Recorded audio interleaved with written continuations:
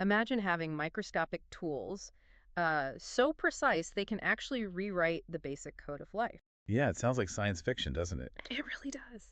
We're talking about technology that might, within our lifetimes, let us edit our own genes. Which could mean curing diseases we thought were incurable, maybe preventing others entirely. Or even potentially boosting certain abilities. It has huge implications for, well, for future generations. It's like we're putting evolution into our own hands in a way. Exactly. And this breakthrough tech is called CRISPR-Cas9. Jennifer Doudna won a Nobel Prize for her work on it, which is just incredible. It really is remarkable. CRISPR fundamentally changes our relationship with biology, doesn't it? How so? Well, for ages, we've mostly just observed nature. Now suddenly we have this agency, this power to make specific changes. Right. So our goal today is to really dive into CRISPR. We want to break down how it works, look at what it's doing right now out in the real world, Explore the possibilities for the future. and definitely get into the big ethical questions that come with a tool this powerful. Think of this as your shortcut to understanding the really important stuff about this transformative technology. Okay, let's start with the basics. Rewriting our genetic code.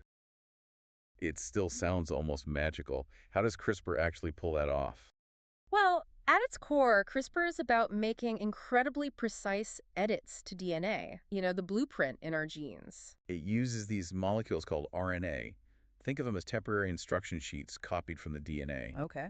And this RNA guides a special enzyme, Cas9, to a very specific spot in our genetic sequence. So the RNA is like the targeting system. Exactly, like a super specific address label. It directs the Cas9 enzyme, which acts like molecular I scissors. mean, the scissors. Got it. Right, and once it gets to that designated spot, Cas9 cuts the DNA, just right there. And then what? Then researchers can step in and either remove genetic information, add some, or just modify what's already there. So it really is like a super sophisticated cut and paste for our genes. You said it's a step up from older methods. What makes CRISPR such a big deal compared to those? That cut and paste analogy is pretty good, actually. Yeah, older gene editing tools were often, well, slower, harder to work with, and frankly, less accurate. Less precise. Much less precise. CRISPR is a huge leap because it's fast, it's highly programmable.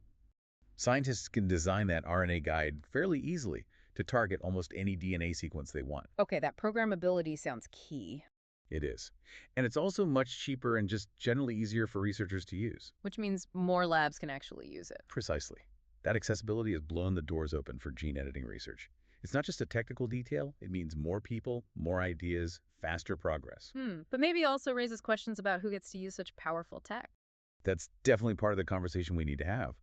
But the ease of use explains why we hear so much about it now. So where is CRISPR moving beyond the lab? Where is it actually, making a difference for people today? I think the treatment for sickle cell anemia is a really powerful example of where we are right now. Okay, tell me about that. Sickle cell disease Hmm. that affects red blood cells, right? Exactly. It's a genetic condition affecting hemoglobin, the protein in red blood cells that carries oxygen. The defect makes the cells warp into a sickle shape. Which causes all sorts of problems like terrible pain. Terrible pain, organ damage, serious health issues. What's amazing is how CRISPR is being used here. It's essentially reactivating the production of fetal hemoglobin. Fetal hemoglobin, the kind babies have. Yes, the kind we all have before birth. It doesn't cause sickling, but our bodies usually switch it off after we're born. Ah, I see. So CRISPR is used to turn that fetal hemoglobin production back on in adults with sickle cell. And the results can be life-changing. It can massively reduce or even stop the symptoms. Wow, that's incredible. Just turning a switch back on genetically. You mentioned someone specific. Yes, Victoria Gray. Her story is really inspiring. She was the first person with sickle cell treated successfully with CRISPR. The very first. The very first. She used to suffer these frequent agonizing pain crises. Now, after the therapy, she's living a much, much healthier life with significantly less pain. That's amazing. Her story really shows the potential, doesn't it? It absolutely does. It makes the abstract potential very real and human. Okay, so Victoria's story gives us a powerful look at the present.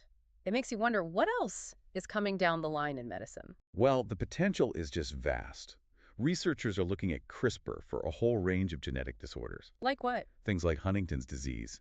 There's even research exploring the possibility of editing embryos to prevent inherited conditions like that before a person is even born. Wow. Eliminating inherited diseases altogether. That sounds utopian almost. It does sound incredible, But you're right to pause. Editing embryos, that takes us into some very complex territory. Ethically complex. Yeah, that feels like a line, doesn't it? Changing the genes of future generations. It's a huge step. That's called germline editing, changing the DNA in sperm, eggs, or embryos. Those changes are heritable. They get passed down. Permanently altering the human gene pool. Exactly. Yeah. Which brings up massive safety questions and huge societal responsibility. We need extreme caution there. We have to think about unintended consequences down the road. So it's important to distinguish that from what happened with Victoria Gray. Absolutely critical. That's somatic editing. Yeah. Changes made to cells in her body, not passed on to children. Germline editing affects the lineage. Very different ballgame. You mentioned a specific case that caused a lot of debate about HIV.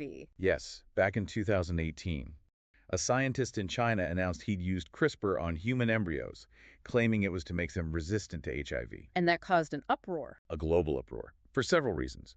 First, there wasn't enough prior research, especially in animals, to know the risks, the potential off-target effects. So safety concerns right off the bat. Big ones.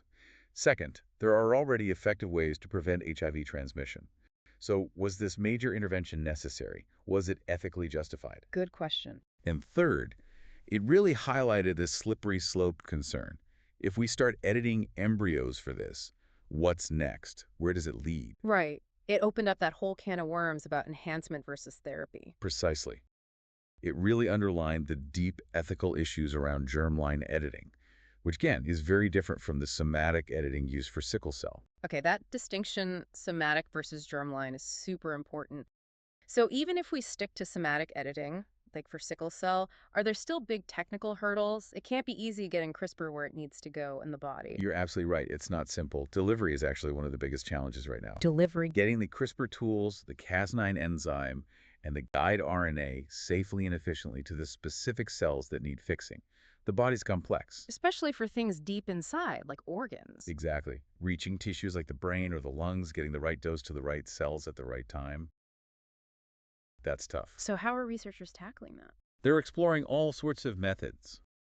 And interestingly, they're often looking to nature for inspiration, like studying how viruses naturally target and get inside specific cells. Ah, like hijacking a virus's delivery system. Sort of, yeah. Learning from those natural mechanisms to build better delivery vehicles for CRISPR. It's a really active area of research. Clever. Okay, so we've talked disease treatment, but you touched on the slippery slope idea.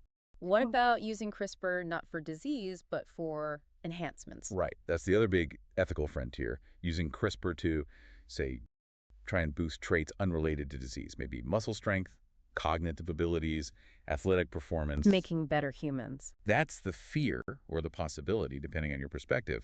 It raises incredibly complex questions. Who decides what counts as an enhancement? And who gets access? That's a huge one. If these enhancements become available, but maybe only to the wealthy, could we end up creating or worsening genetic inequality? A genetic divide based on socioeconomic status. Potentially. Some people having genetic advantages simply because they could afford them. These are profound societal dilemmas with no easy answers right now. Definitely sounds concerning. Okay, shifting gears a bit, you also mentioned CRISPR's potential outside of human medicine, like in agriculture. That sounds potentially less fraught. Yes, absolutely. The potential in agriculture seems perhaps more universally beneficial, you could say. CRISPR holds enormous promise there. How so? What are they doing with crops? Scientists are using it to develop gene-edited crops with all sorts of useful traits. We're seeing things like high-yield tomatoes. More tomatoes per plant. Exactly. Or non-browning mushrooms, so they last longer. Crops with better resistance to pests or diseases or even environmental stress, like drought. That seems incredibly important, especially with climate change. Hugely important. It could mean increasing food production, improving nutritional value, like boosting vitamins in rice, for instance, and making agriculture more resilient. That's critical for global food security. So it's not just cosmetic, it's about feeding the world sustainably. That's really powerful. And you mentioned even wider environmental uses Mhm. beyond crops. Yes, there's some fascinating research looking at editing the microbiomes of cattle The bacteria in their gut, why? because cattle produce a lot of methane, which is a potent greenhouse gas. The idea is to edit those gut microbes to reduce methane emissions. Wow, using CRISPR to fight climate change indirectly by tweaking microbes. Exactly. It shows the versatility targeting environmental issues by modifying the microscopic world within other organisms. That's incredible. Yeah. And does this idea of editing microbiomes apply to us, to human health too? It absolutely does. Our own bodies are teeming with microbes or microbiome, and they're crucial for our health. Right. The gut microbiome gets a lot of attention. It does. And scientists are exploring using CRISPR to precisely edit our gut bacteria. For example, maybe altering them to reduce susceptibility to things like asthma. How would that work? By changing the types of molecules those bacteria produce, potentially influencing our immune system. And the really exciting part is thinking this might apply elsewhere. Like other diseases. Potentially, yes. Perhaps similar approaches could help prevent or treat other inflammatory diseases, maybe even conditions like Alzheimer's. It could open up whole new strategies for preventive health. It's almost mind-boggling the range of applications, from our own genes to our food to the environment, even the microbes inside us. It really hammers home the power of this tool. It really is powerful, which brings us back to a point Jennifer Doudna often makes. CRISPR itself is just a tool. It's neutral. Not inherently good or bad. Exactly. Its value, its impact, all depends on how we choose to use it. That means responsible innovation, careful thought about the implications, and really broad public conversation. It's about the wisdom we bring to it, not just the technology itself. And it's amazing that this all came from just basic science research, right? Absolutely. Doudna emphasizes that CRISPR didn't come from a project aiming to edit human genes. It came from curiosity-driven research, Studying bacteria. studying how bacteria defend themselves against viruses, their own tiny immune systems. It's a perfect example of why supporting fundamental science is so crucial. You never know where that basic knowledge will lead. Exactly. It can lead to unexpected, transformative breakthroughs like CRISPR. So, wrapping up our deep dive here, the main takeaway feels like this. CRISPR offers just incredible potential to ease suffering, improve lives across so many areas of medicine, agriculture, the environment. That sums it up well. Mm. The possibilities are really staggering. But as we've stressed, actually realizing that potential responsibly, that depends entirely on us. On our ability as a society to grapple with the really deep ethical questions that come with this kind of power. Precisely. So maybe the final thought for everyone listening is this. Now that we have the power to edit life itself, what are the most critical questions we need to answer together to make sure we use it wisely and fairly for the benefit of everyone? That's something we'll all need to think about.